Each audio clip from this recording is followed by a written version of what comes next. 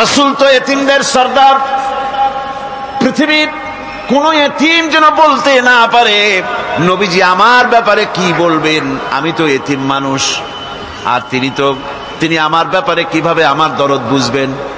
নবীজিকে আল্লাহ পাক কেমন এতিম বানালেন, সমস্ত দুনিয়ার এতিমদের সর্দার বানালেন। মায়ের পেটে যখন তিনি ছিলেন, 6 মাসের সময় মায়ের পেটে থাকাকালীন বাপের এতিম হয়ে গেলেন। যখন প্রসব বেদনা শুরু হয়েছে মায়ের, দুনিয়ায় যখন তিনি আসবেন, হযরতে আমেনা ঘরের ভিতরে বসে তার অবস্থাটা কি? এই সন্তান পৃথিবীতে আসতে পরে যিনি সবচাইতে বেশি খুশি হবেন তিনি তো আজ দুনিয়ায় নাই। মনের ভিতরে কত কষ্ট। আল্লাহ রাব্বুল আলামিন তার হাবিবকে দুনিয়া আনলেন। রাসূলের দাদা ঘরের সামনে তাঁবুর সামনে দাঁড়ায়া তায়েফ থেকে আগত সাদিয়া গোত্রের লোকদেরকে বলতেছেন, এই ঘরের ভিতরে একটা এতিম বাচ্চা আছে, বেশি টাকা কড়ি দেওয়া যাবে না, যদি দয়া হয় নিয়ে যাও। গরিব মানুষ, এতিম মানুষ দেখে শুনে কেউ আর নিতে চায় না। সবশেষে এলেন ভাগ্যবতী মেয়ে, ভাগ্যবতী মহিলা হযরতে হালিমাতুস সাদিয়া। তিনি এসেছেন, কোনো ছেলে পেলে পায় নাই, সকলের শেষে তিনি এসেছেন। আব্দুল মুত্তালিব বলছেন, এই ঘরের মধ্যে একটা এতিম বাচ্চা আছে, দয়া হলে নিয়ে যেতে পারো। তিনি স্বামীর সঙ্গে পরামর্শ করলেন, এরপরে বললেন, যদি দেখতে অন্তত ভালো হয়, মন যদি ভালো লাগে নিয়ে যাব, একেবারে খালি হাতে ফিরে যাওয়ার চাইতে তো ভালো। হযরতে হালিমা বলেন, আমি ঘরের মধ্যে প্রবেশ করলাম, মা আমিনার কোল থেকে শিশু মুহাম্মদ সাল্লাল্লাহু আলাইহি ওয়াসাল্লামকে যখন আমি কোলে নিলাম, আমি হুজুরের চেহারার দিকে নজর করে দেখলাম, আমার কাছে মনে হলো যেন পূর্ণিমার চাঁদটা আমার কোলে ধরা দিয়েছে। রাসূল কি শিশু মুহাম্মদ সাল্লাল্লাহু আলাইহি ওয়াসাল্লাম কি যখন নিয়ে বাড়ির দিকে রওনা হলাম, যে গাধা আমার সকলের পেছনে এসেছে সেই গাধা এখন সকলের আগে ছুটে চলে যায়। এরপরে বাড়ি যখন নিয়ে গেলাম, কুয়ায় পানি বাড়লো, গাছে ফসল বাড়লো, খেজুর গাছে খেজুর বাড়তে লাগলো, জমিনে ফলন বেড়ে গেল। রাসূলের দুধ বোন সাইমা রাসূলকে নিয়ে মুহাম্মদ সাল্লাল্লাহু আলাইহি ওয়াসাল্লাম তাকে দোলনা নিয়ে দোল দিতেছে। কি আশ্চর্য অবস্থা! সাইমা তাকে দোল দিচ্ছে আর বলতেছে, বেঁচে থাকুক মুহাম্মদ সাল্লাল্লাহু আলাইহি ওয়াসাল্লাম, সে দীর্ঘজীবী হোক। কবি লিখতেছেন, কি আশ্চর্য কথা! বেদুইন বালিকা কারে নিয়ে দোল দেয় সে কি তা জানে? বিশ্বনবী মুহাম্মদ রাসূলুল্লাহ সাল্লাল্লাহু আলাইহি ওয়াসাল্লাম এভাবে এতিম অবস্থায় জীবন তার শুরু হলো। যখন তিনি ফিরে এলেন 6 বছর বয়সের সময়, যখন মায়ের কাছে তিনি ফিরে এসেছেন, প্রতিদিন তিনি খেলা দেখতে যান ময়দানে। ইতিহাসের মধ্যে লেখা হয়েছে, মা প্রতিদিন সন্ধ্যার সময় তাকে ফিরে পান। আজকে সন্ধ্যা হয়ে গেছে, শিশু মুহাম্মদ সাল্লাল্লাহু আলাইহি ওয়াসাল্লাম বাড়ি ফেরেন না। কারণ কি? কেন বাড়ি ফেরে না? সন্ধ্যার দিকে তিনি চলে গিয়েছেন পাহাড়িয়া ময়দানে, যে দেখেন ধুধু করতেছে, চতুর্দিকে সন্ধ্যা হয়ে গেছে, অন্ধকার হয়ে গেছে, কোনো ছেলে পেলে নাই, কেউ নাই। পাহাড়ের পাদদেশে বসে শিশু মুহাম্মদ সাল্লাল্লাহু আলাইহি ওয়াসাল্লাম কাঁদতেছেন। মা প্রশ্ন করলেন, বাবারে, সন্ধ্যা উত্তীর্ণ হয়ে গেল, কেন একা একা বসে বসে কাঁদো? তিনি বলছেন, মাজি, আজ কদিন খেলা দেখতে আসলাম ময়দানে, প্রতিদিন দেখি যখন সন্ধ্যা হয়ে যায় মুরব্বী শ্রেণীর কিছু লোক আসে, ছেলেকে নাম ধরে ডাক দেয়, ছেলেরা দৌড়ে তার বাবার কাছে চলে যায়, আর বাবা ছেলেকে কোলে নিয়ে মুখে চুমা দিয়ে বাড়ির দিকে নিয়ে যায়। আমি আজ কদিন পর্যন্ত এই ময়দানে এলাম, কোনদিন সন্ধ্যাবেলায় তো কেউ এসে আমাকে মুহাম্মদ বলে একটা ডাক দিল না। আমার আব্বা কি নাই? আল্লাহ রাব্বুল আলামিন বলেন, আলাম ইয়াজিদকা ইয়াতীমান ফাআওয়া, এরকম এতিম অবস্থায় পেয়ে আমি কি আপনাকে আশ্রয় দেই নাই? আপনাকে আমি পেয়েছি এতিম অবস্থায়, এরপরে আমি আপনারে আশ্রয় দিলাম। ওয়া ওয়াজাদাকা দাল্লান ফাহাদা, এরপরে আমি আপনাকে পথ হারা পেলাম, আমি আপনাকে পথের দিশা দিয়া দিলাম। ওয়া ওয়াজাদাকা আইলান ফাআগনা, এরপরে আমি আপনাকে দরিদ্র অবস্থায় পেয়েছি, তারপরে আমি আপনার দারিদ্র মুক্ত করেছি আপনাকে। সুতরাং ফাআম্মাল ইয়াতীমা ফালা তাকহার ওয়া আম্মাস সাইলা ফালা তানহার ওয়া আম্মা বিনি'মাতি রাব্বিকা ফাহাদ্দিস। সুতরাং নবী, এতিমের প্রতি নির্মম ব্যবহার করো না, এতিমের প্রতি ভালো ব্যবহার করো, নির্মমতা দেখাইও না। আর ভিক্ষুককে ধমক দিও না, রূঢ়তা দেখিও না, আর আল্লাহর নিয়ামতের প্রশংসা করো। বহুত মানুষ আছে এতিমরে গলায় ধাক্কা দেয়। মানুষ যখন ভিক্ষা নিতে আসে, গরিব মানুষ ভিক্ষা চাইতে আসছে, ওই মেয়ে আত্মহত্যা জানো, দোয়া কুনুত জানো, বাড়ি যেয়ে কাজ করবা, এই সব আজে বাজে কথা বলে ভিক্ষা দেয় না। সাইলকে ধমক দিতে রাসূল করিম সাল্লাল্লাহু আলাইহি ওয়াসাল্লাম নিষেধ করেছেন, সাইলকে ধমক দিও না। গাড়িতে বসে যাচ্ছেন সাহেব, ট্রাফিক মোড়ে যখন সিগন্যাল জ্বলল, গাড়িগুলি দাঁড়ায় গেল, ফকির এসেছে, হাত নাই পাও নাই, বুড়া মানুষ, একটা পয়সা বার করে না। আবার এই মানুষটি ওই ফকিরকে ধমক দিয়া বার করে দিল। এরপরে এই লোকটি যখন কোনো মাজারের কাছে পৌঁছে গেল, 500 টাকার কড়কড়ে নোটটা ফেলে দিল। বলেন টাকা দরকার কার? মরা মানুষের না জিন্দা মানুষের? কার দরকার? যার টাকা দরকার ছিল তারে দেওয়া হলো না, যার দরকার নাই তারে দেওয়া হলো। এরপরে লোকটা না খেয়ে যখন মারা গেল, পথের ফকির, রাস্তার ফকির, না খেয়ে মারা গেছে। এরপরে তার কাফনের কাপড় নাই, লোকটাকে রাস্তার উপরে শোয়া একটা ছেঁড়া কাপড় দিয়ে ঢেকে রেখেছে। বড় লোকেরা, সাহেবরা তখন গাড়ি দাঁড় করে আর 5টা টাকা 2টা টাকা করে তার লাশের উপরে মারতেছে। এটা মানবতার এর চাইতে লাঞ্ছনা, মানবতার জন্য এর চাইতে গঞ্জনা আর কিছুই হতে পারে না। মানবতার প্রতি লাঞ্ছনা, এর থেকে আর দুর্গতি কি হতে পারে? বেঁচে থাকার সময় 1টা টাকা আপনি দিলেন না, মরে যাওয়ার পর বিদায় হয়েছে বালাই, এখন দেওয়া শুরু করেছে। আমার বন্ধুগণ, এই জন্য এতিমের প্রতি দরদ করার জন্য আল্লাহ পাক কোরআনের ভিতরে পরিষ্কার বলেছেন। রাসূল করিম সাল্লাল্লাহু আলাইহি ওয়াসাল্লাম নিজে এতিম ছিলেন, আর এতিমের প্রতি তার এত দরদ ছিল, একবার তিনি ঈদের দিকে নামাজ পড়ার জন্য যাচ্ছেন। প্রতিমধ্যে দেখেন একটা বাচ্চা ছেলে কাঁদতেছে। এই রাস্তায় কত মানুষ গেল, কেউ দাঁড়ালো না থমকে, বাচ্চার ক্রন্দন কাউকে থামাইতে পারলো না। কিন্তু বিশ্ব নবী, দয়ার নবী রাহমাতুল লিল আলামিন বাচ্চার কান্না দেখে পাও বাড়াতে পারলেন না। নবীজি দাঁড়ায় গেলেন, জিজ্ঞেস করেন, ও বাচ্চা, ঈদের দিনে কাঁদো কেন? ঈদের দিনে তো কাঁদতে নাই। বাচ্চা বলে, তোমার কাছে বলবো না, আমি সেই সকালবেলা থেকে বসে আছি, আমি যদি মক্কার আব্দুল্লাহর পুত্র মুহাম্মদ রাসূলুল্লাহ সাল্লাল্লাহু আলাইহি সাল্লামকে পাই, মনের দুঃখ তার কাছে বলবো। বিশ্ব নবী জমিনের উপরে বসে পড়লেন, বাচ্চারে কোলের উপরে উঠায় বলেন, বাচ্চা বলো কি তোমার দুঃখ?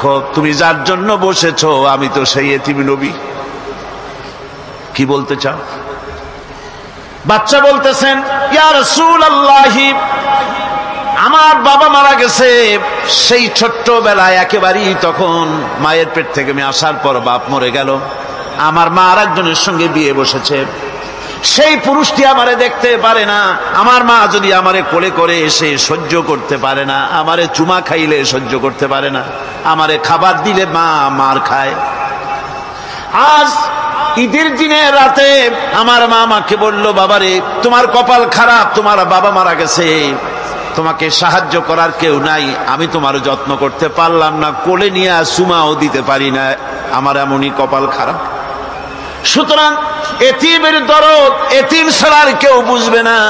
তুমি আজ চলে যাও, ওই রাস্তায়, ঈদের রাস্তায় দাঁড়ায় থাকো, মাঠের রাস্তার পাশে, বিশ্ব নবীর কাছে তোমার দুঃখ বলো, এতিমের দুঃখ তিনি বুঝবেন। আমি মায়ের কথা মতো এই জায়গায় এতক্ষণ বসে আছি, হুজুর আপনি দয়া করে, আমার কথা তো আপনার কাছে বললাম, আমার মনের এই দুঃখ।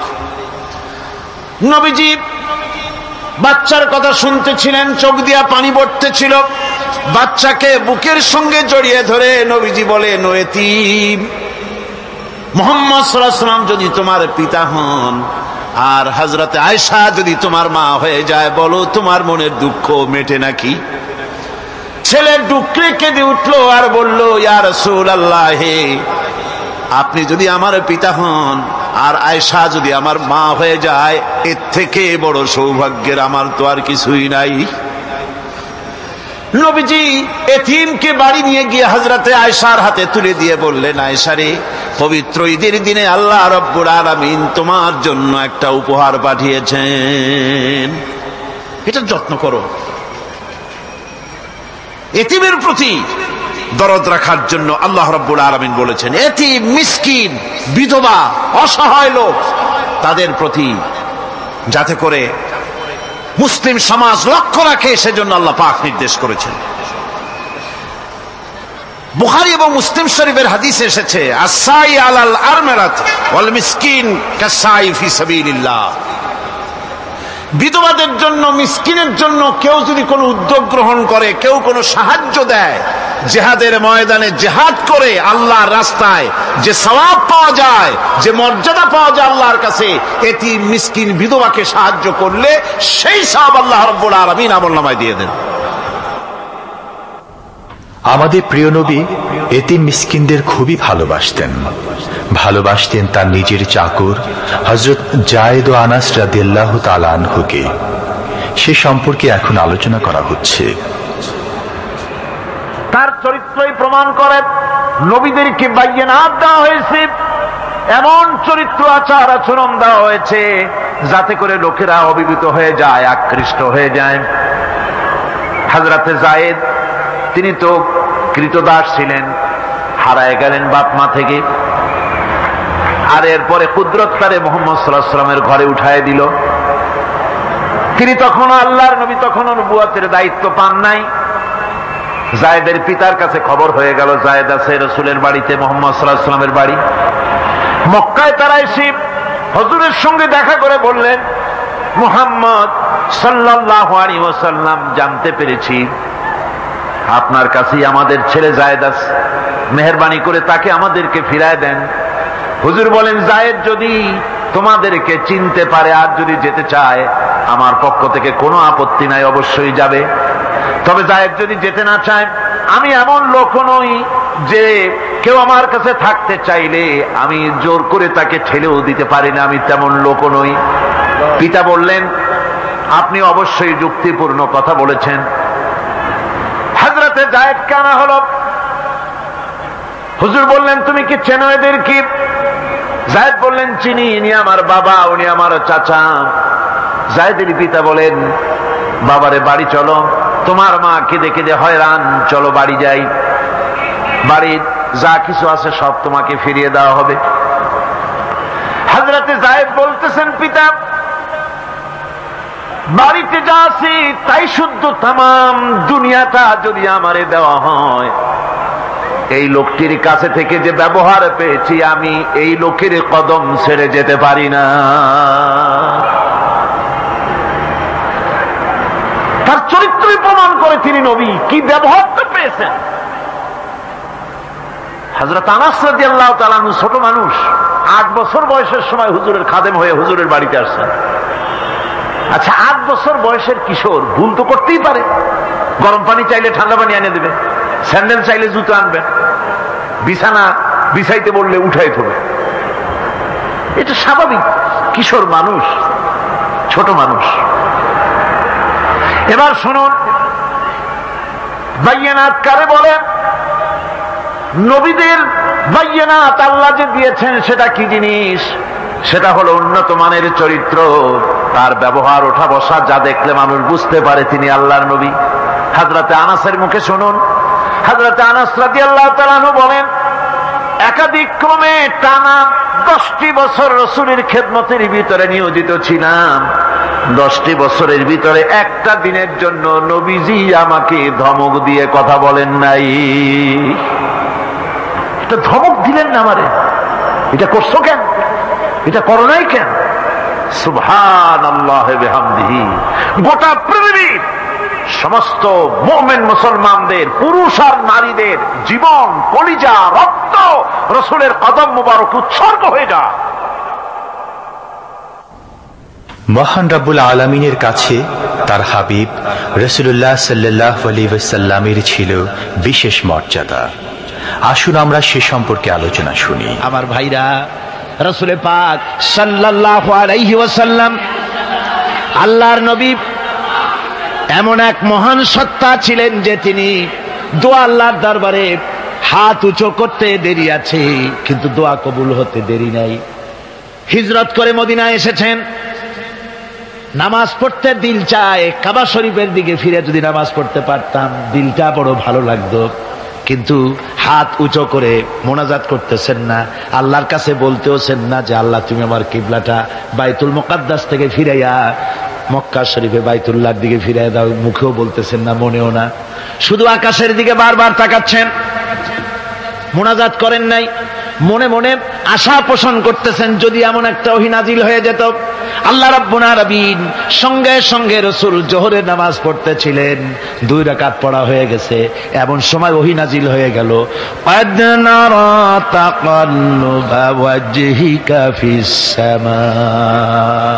ও নবী, আমি দেখতে পেয়েছি বারবার আপনি আকাশের দিকে তাকাচ্ছেন। সুবহানাল্লাহ, আমি দেখতে পেয়েছি।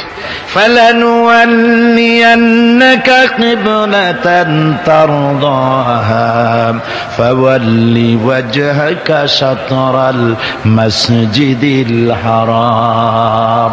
আর দেরি নাই, আপনার মনের আশা পুরা হয়ে গেছে, এক্ষুনি আপনার কিবলা পরিবর্তন করুন। হুজুর 2 রাকাত পড়েছিলেন বাইতুল মাকদাসের দিকে ফিরে, বাকি 2 রাকাত তিনি মক্কা শরীফের কাবা শরীফের দিকে ফিরলেন। আজও পর্যন্ত সেই মসজিদ আছে, সাক্ষ্য দিচ্ছে নবীর কথা কিভাবে মঞ্জুর হয়। মসজিদে কিবলাতাইন মদিনা মুনাওয়ারায় সে মসজিদ আজও আছে।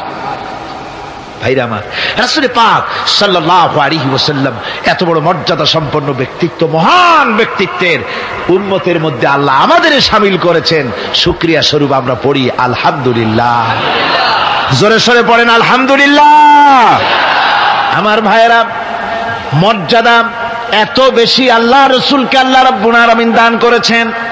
এই পৃথিবীতে কোন মানুষের সঙ্গে যদি আপনি বেয়াদবি করেন, তিনি আপনার বাপ হোক, তিনি আপনার মা হন, অথবা আপনার উস্তাদ হন, অথবা আপনার পীর হন, যে কেউ হোক না কেন, কারো সঙ্গে যদি কোনো বেয়াদবি হয়ে যায় তো শুধু একটা বেয়াদবি ছাড়া আর কিছুই না। কিন্তু নবীজির সঙ্গে যদি কেউ বেয়াদবি করে সেটা শুধু বেয়াদবি থাকে না, কুফরি হয়ে যায়। কি হয়ে যায়? কুফরি হয়ে যায়।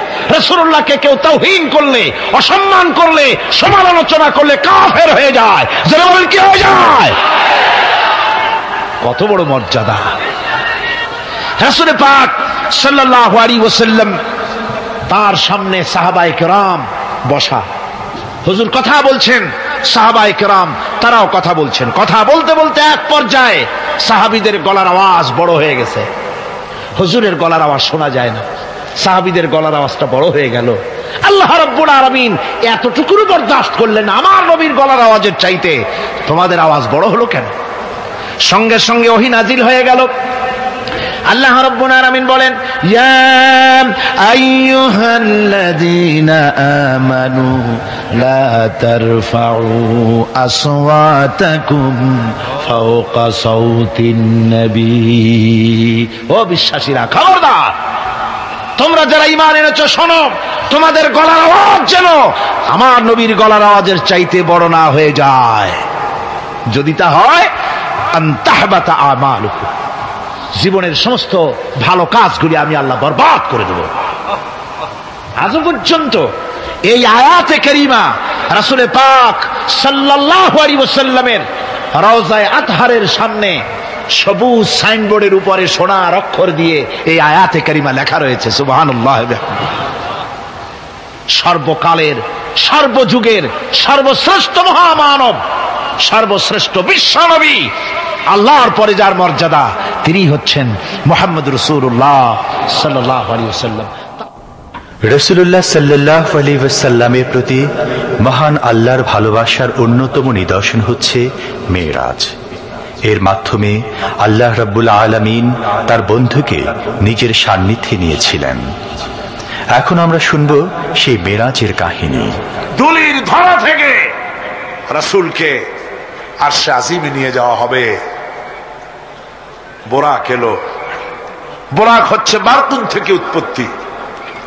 এর অর্থ হচ্ছে বিজলি, বৈদ্যুতিক গতি সম্পন্ন, ঘোড়ার চাইতে ছোট, খচ্চরের চাইতে বড়, এই জাতীয় একটা প্রাণীর মতো হযরতে জিবরাইল নিয়ে আসলেন। আমাদের দেশে কারো কারো বাড়িতে আয়নায় বান্ধানো থাকে এই ছবিটা। ঘোড়া আছে, দুইটা ডানা আছে, মাথাটা মেয়ে লোকের মতো, চুলগুলো ঝুলে পড়ছে, নিচে লেখা আছে হাজা বোরাকুন নবী সাল্লাল্লাহু আলাইহি ওয়াসাল্লাম। আন্দাজে কোথায় পাইছে আল্লাহ জানে, মিথ্যে কথা, বাজে কথা। আল্লাহ এরকম একটা মেয়ে লোক মার্কা ঘোড়া পাঠাইছিল হুজুরকে নেওয়ার জন্য, এটা কথা হইল। রাসূলকে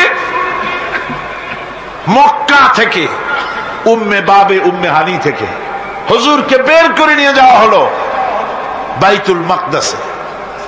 সমস্ত পয়গম্বর, দুনিয়া আল্লাহ যাদের পাঠিয়েছিলেন, সমস্ত রূহ উপস্থিত ছিল সেখানে। রাসূল করিম সাল্লাল্লাহু আলাইহি ওয়াসাল্লাম এখান থেকে মেরাজ করলেন। এতটুকু ছিল ইসরা। কোরআনে কারীম বলছে, আজকের কারি সাহেব যেখান থেকে তেলাওয়াত করেছিলেন, সুবহানাল্লাযী আসরা বিআবদিহি লাইলাম মিনাল মাসজিদিল হারামি ইলাল মাসজিদিল আকসা।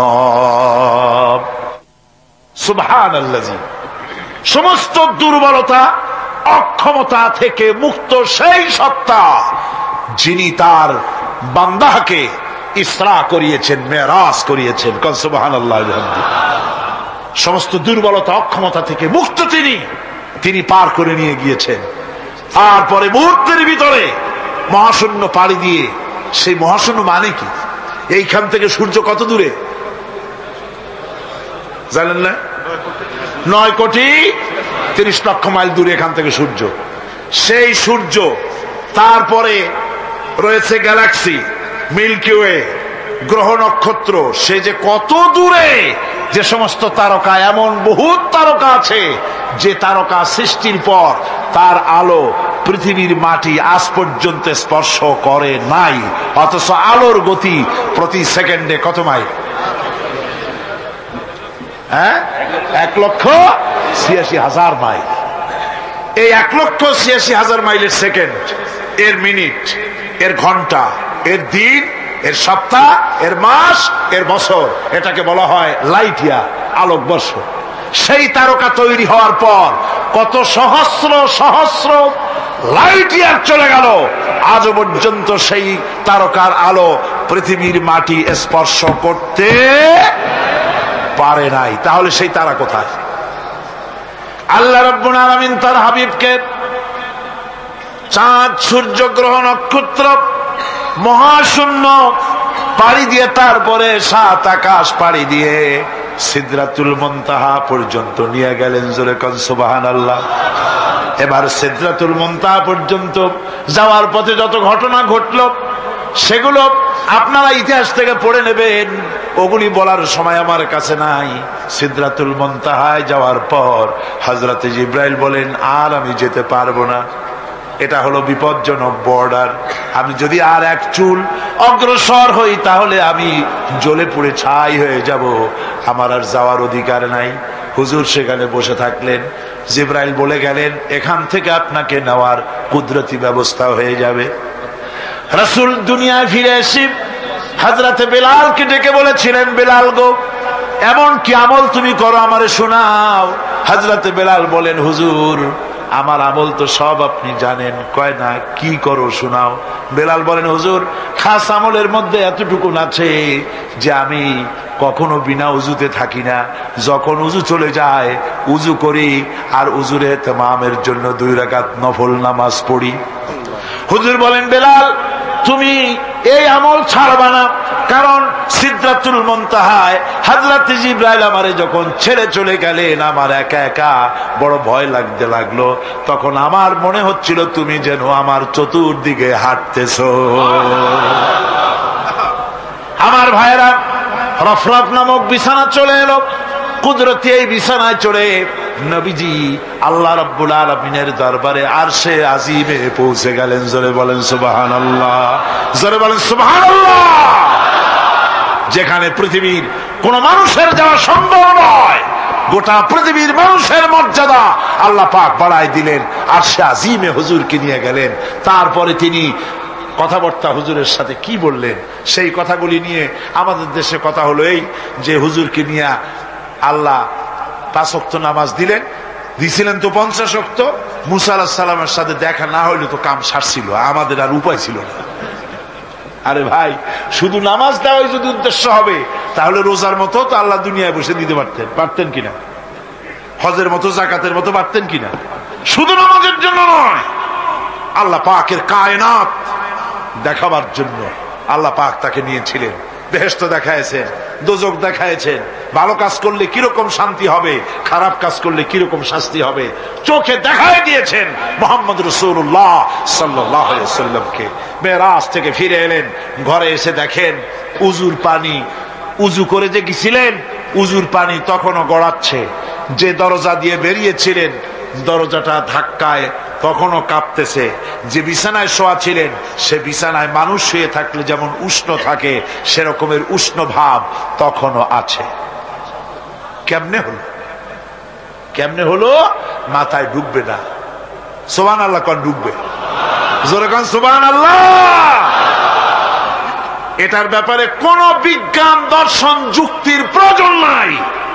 প্রয়োজন শুধু এতটুকু, আল্লাহ তার হাবিবরে নেবেন, কত দ্রুত নিবেন, কত দ্রুত পাঠাবেন এটা তিনিই ভালো জানেন, আমাদের কোনো জানার কথা না। ঠিক কিনা কর? তবে দৃষ্টান্ত যদি চান তাহলে আমি দৃষ্টান্তটা এভাবে দিতে পারি,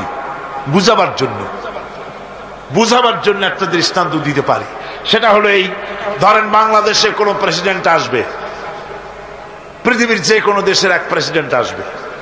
এটা আসার যখন খবর হয়ে যাবে তখন পত্র পত্রিকায় রুট বলে দেওয়া হয়, এই রুটে রাষ্ট্রীয় মেহমান রাষ্ট্রীয় অতিথি ভবনে আসবেন, এই রাস্তা দিয়ে সাধারণ ট্রাফিক চলাচল বন্ধ থাকবে।